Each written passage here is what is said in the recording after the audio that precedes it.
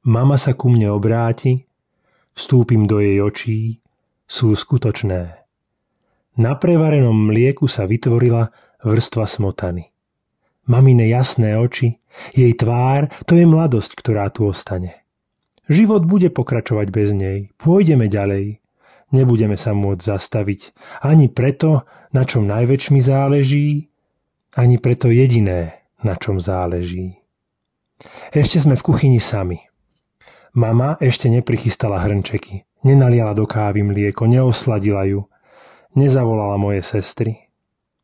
Ešte nevie, čo sa už o pár rokov stane otcovi, ešte nezostarla. Mama ešte nezostarla.